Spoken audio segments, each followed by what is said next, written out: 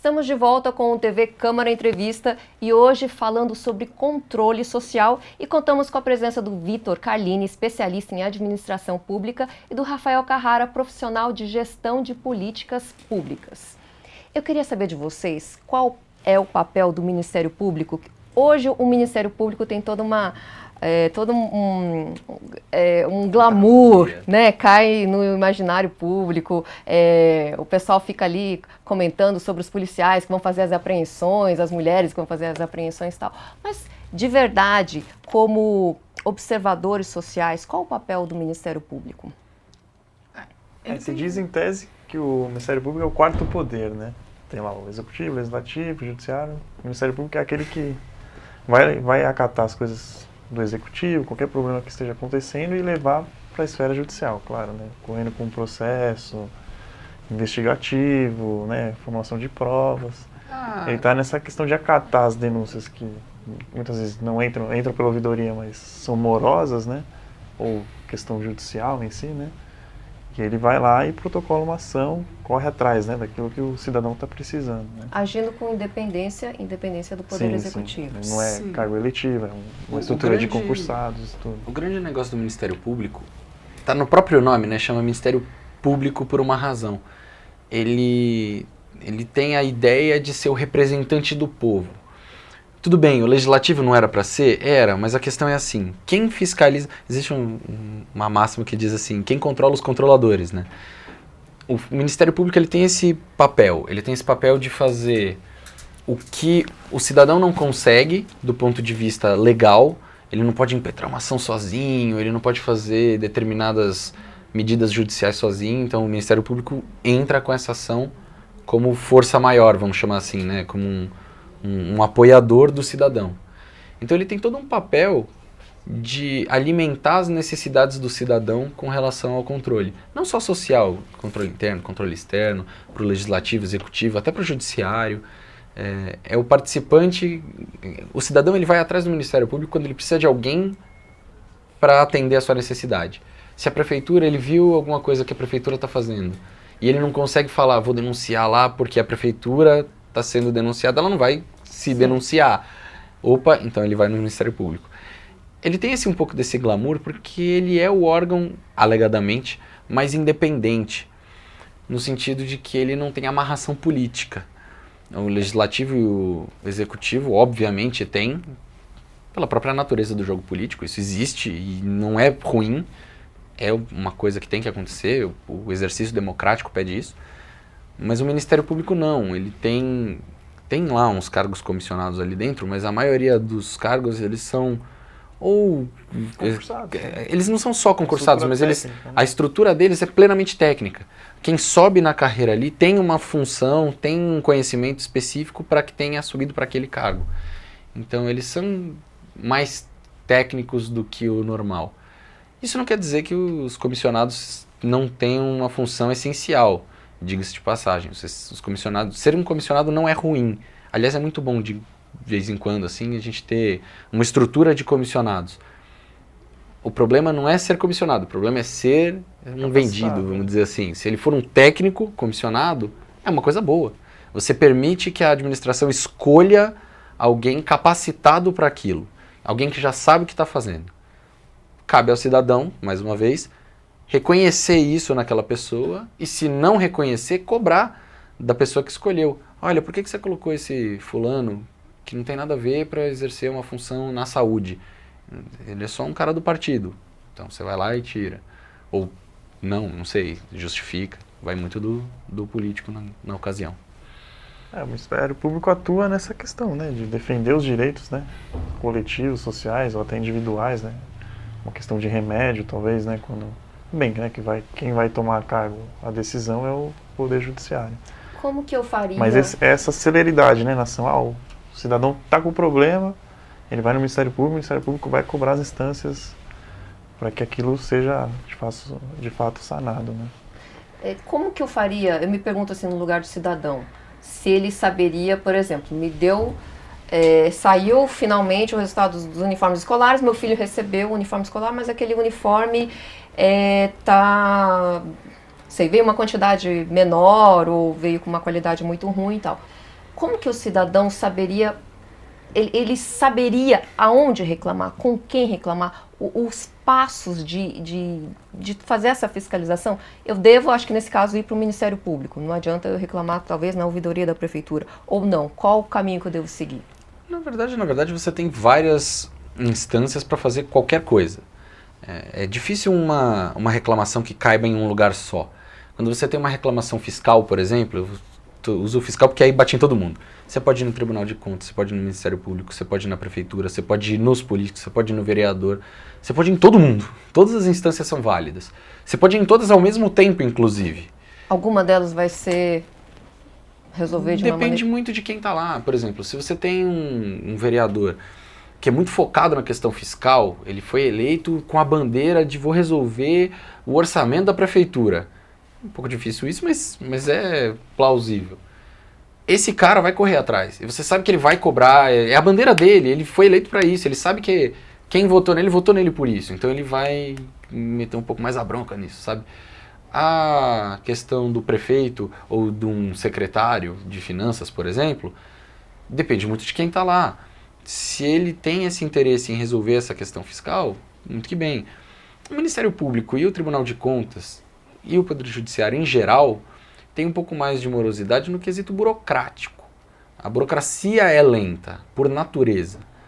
Não só porque é assim, que o processo burocrático ele serve para estruturar um programa, ele não serve para fazer de uma vez. Mas porque tem muita coisa, tem pouca gente, sempre tem. Assim, a estrutura ela é feita para que tenha gente só o suficiente para você cumprir as suas atribuições.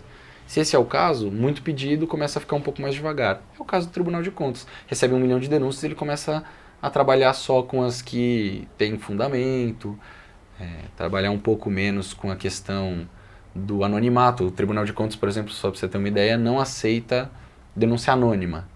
Ouvidorias costumam aceitar. Por quê? Porque elas têm condição de trabalhar todas. O Ministério Público aceita, mas ele aceita, de novo, por aquela questão primária. Ministério Público, ele tem que aceitar de todo mundo. Não faz diferença quem fez, faz diferença que fez. Então eles têm uma ideologia um pouco diferente com relação a isso. Acho que dá um enfoque também para essa questão, quando o cidadão está desesperado, né, ele vai em todas as instâncias. Né? Até dar um exemplo, quando a gente trabalhava na Controladoria Geral do município, lá em São Paulo, uma denúncia, você chegava pela ouvidoria, né, o protocolo e tal, e aí você via, passou 2, 3 dias, né, vinha uma representação do Ministério Público cobrando a mesma situação, né. Então, o cidadão, né, é mais do que bem, né, reclama em todas as instâncias, né, para ter ali seu pedido atendido, porque vai chegar, né, vem aqui da ouvidoria, vem pelo Ministério Público, né, as instâncias trabalham correndo atrás de resolver o problema. Né? Isso não é ruim, porque no final das contas, se ele vai em todas, tudo bem, às vezes rola um retrabalho, talvez, mas é melhor que role 2 trabalhos que vão chegar a algum lugar e que eles se encontrem no meio do caminho e aí se decida quem que vai fazer, tem que se articular também, né? Do que não chegar. Se o cidadão vai num só e aí ele errou o lugar, não foi divulgado direito, ou sei lá, o trabalho não vai ser feito. Isso é um problema.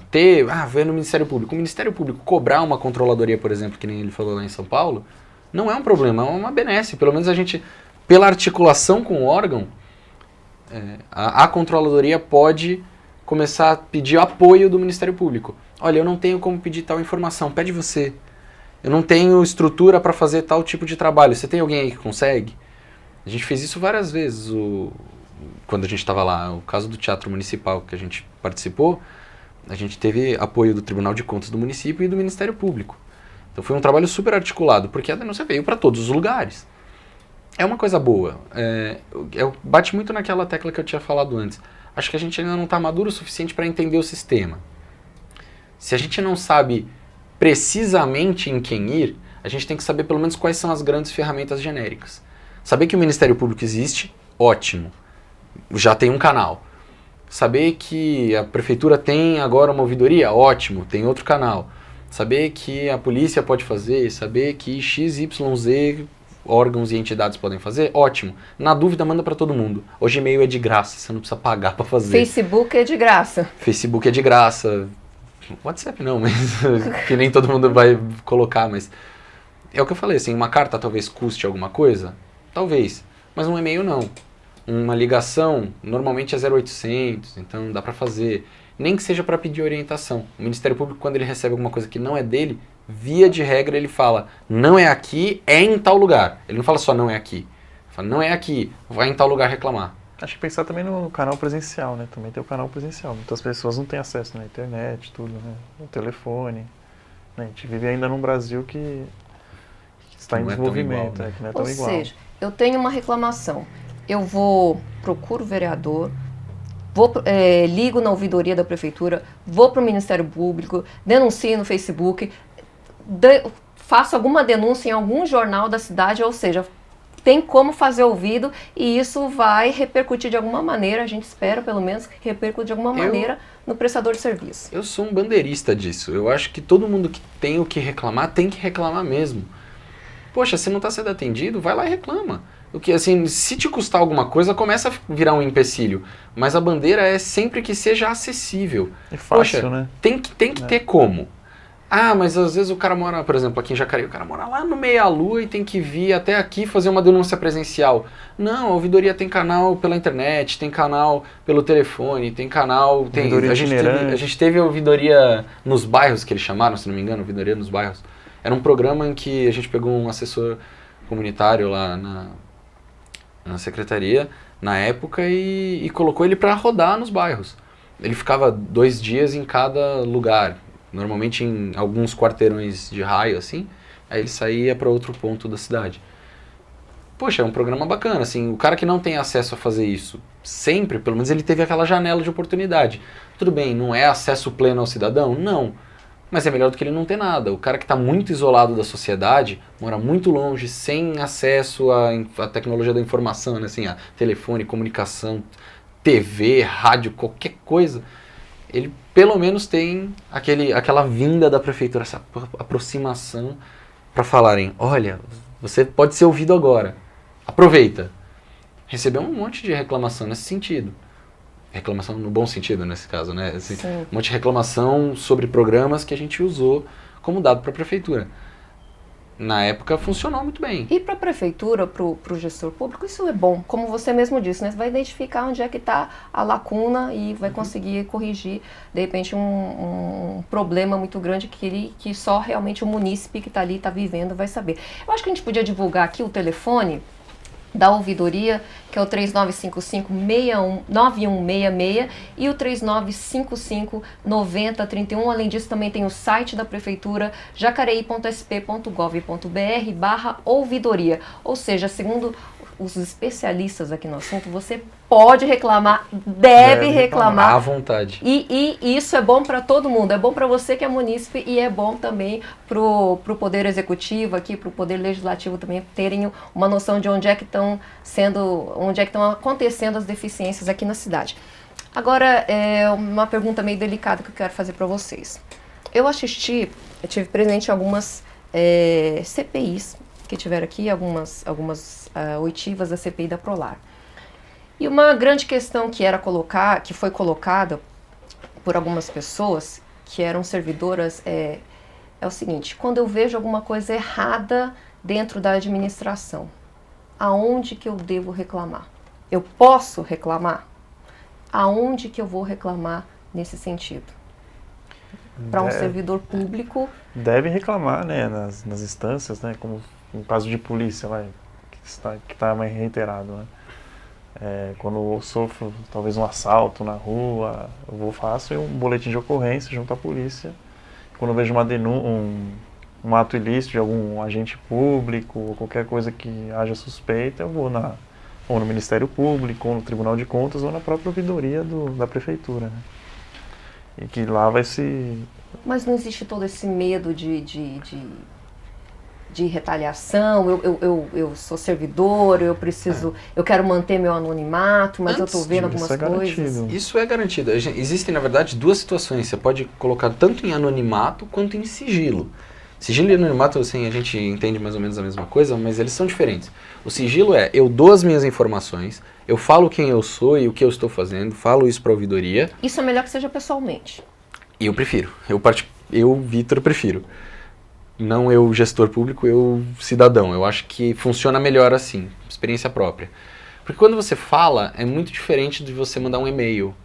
Você poder falar e o cara poder, na hora que você está fazendo um comentário, te questionar, Fornecer essa mais detalhes, troca, né? esse pedido de detalhamento, essa ideia de estar lá para responder a pergunta, ajuda a formular melhor a denúncia. Trazer provas, ou reclamação. Eu acho que assim, quando você coloca em sigilo, você está pedindo basicamente para que te informem sobre o resultado. Porque não adianta nada fazer a denúncia e virar as costas e ir embora, né? Então assim, quando você faz a denúncia, você quer um resultado dela, eu acho que você pode buscar essa informação de qualquer outra maneira, ou voltando lá, ou pedindo para mandarem por e-mail, etc. Mas para isso você tem que dar seus dados. Você pode pedir sigilo, que significa que em nenhum processo vai aparecer seu nome. Mas você está lá com suas informações para que possa receber de volta as informações que forem produzidas com a sua denúncia. Por outro lado, você tem o anonimato. O anonimato, esse é o contrário, né? Não deve ser feito presencialmente. Porque pela própria natureza do anonimato. Porque você está lá presencialmente se você quer anonimato. E tem o mesmo peso? Eu ir presencialmente, não vou dar o meu anonimato, porque não tem como, ou eu fazer uma denúncia anônima, vai ter esse mesmo peso na avaliação do Ministério Público, por exemplo? Sim, o peso é o mesmo. O que vale, na verdade, não é se você é uma pessoa ou não. É se você fornecer uma informação suficiente para a gente poder caracterizar essa informação como plausível. Por exemplo, eu faço uma denúncia. Fulano de tal meteu a mão na grana. Isso não quer dizer nada para mim. Legal, é um indício de que o cara tá roubando no quê? Tá fazendo o quê? Quem é esse cara? Não fala nada. Uma denúncia um pouco mais bem estruturada, um pouco melhor estruturada, ela vai dar quem é, nome completo, qual o cargo do cara e onde ele está. Ok, já começamos a poder trabalhar em alguma coisa. Nem que seja para ir lá perguntar para as pessoas que estão ao redor desse cara, ou alguma coisa assim. Sei que parece até estranho, mas assim, vai muito do tino da coisa, né? Assim, você vê a denúncia e fala, isso aqui dá para perguntar para fulano. Tudo bem. Se o cara dá nome, cargo, onde foi, qual é o caso, qual o contrato, onde o cara... Poxa, ele pode ser anônimo, não faz diferença para mim se foi você, se foi ele ou se foi uma entidade do além que me mandou. Se a informação é tão completa assim, ela vale pelo menos uma preliminar. Mostrou um pouco de veracidade, realmente já não faz mais diferença o anonimato. Porque daí pra frente... Normalmente as ouvidorias, elas divulgam um certo manual, né? Manual de tratamento das denúncias, reclamações, né? E lá eles compõem lá uma classificação. Uma denúncia que corresponde a valores entre 5 mil e 10 mil vai ser considerada leve. Então já tem uma classificação prévia do próprio órgão. E normalmente isso é divulgado, né? Como vai ser tratado, né? Acho que aqui em Jacareí quando a gente começou a formular, a estruturar a ouvidoria, em março, abril, a gente criou um manualzinho que basicamente determina o que é cada classificação. E esse manual ele tá no site também, para você poder saber. Se eu der uma informação desse jeito aqui, você já sabe, é só bater o olho nesse manual que você vai saber, é assim que ela vai ser classificada. Não tem muito o que errar. Se ela for diferente, você pode inclusive reclamar sobre a ouvidoria. A gente já recebeu uma reclamação uma vez, lá no comecinho do ano, que meu pedido não foi respondido. Opa, verdade, passou do prazo. Tem que resolver. Foram atrás para responder o mais rápido que deu para fazer, porque já tinha perdido o prazo, né? Então não dava para dizer que era no prazo. Mas, opa, é verdade. Lógico, pedir desculpa, né? Porque infelizmente errou, mas faz parte mesmo. Eles foram atrás, resolveram o problema. Tudo bem, a denúncia foi recebida, o procedimento foi dado andamento, da maneira correta. Tinha perdido o prazo, foi resolvido uma semana depois.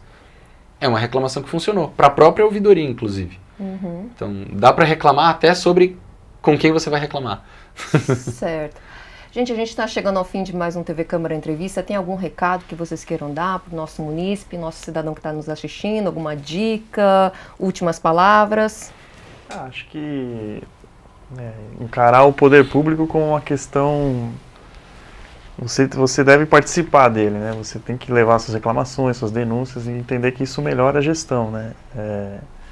Por mais que você esteja ali indignado com uma outra situação, é importante levar essa reclamação para o poder público se ver de outra forma, né? Se ver por outros olhos, pelo olhar do munícipe, entender que ter outra opinião a respeito da política que ele está executando e assim formular de fato uma política que atenda aos interesses dos cidadãos.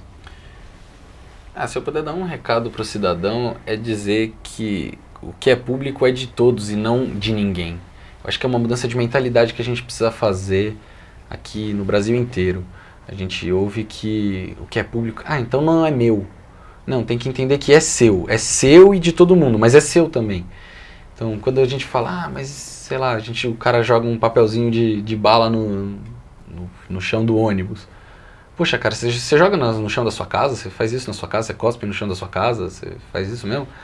Poxa, então por que você faz nisso? Que é seu também. É seu dinheiro que paga aquilo, é seu dinheiro que limpa aquilo, é seu dinheiro que faz andar. Eu acho que assim, essa noção de que o público é de ninguém ainda existe no Brasil. Eu acho que ela tem que virar o público é de todos. O público é meu, né? Tem que tomar pra si, né? Não se apoderar, mas para poder fazer isso, eu acho que tem que começar o controle social é uma boa ferramenta. Vou zelar porque isso é meu, né, de fato. Poxa, reconhecer aquele programa como parte do meu dinheiro sendo usado, o meu ônibus andando, o meu remédio sendo distribuído no SUS.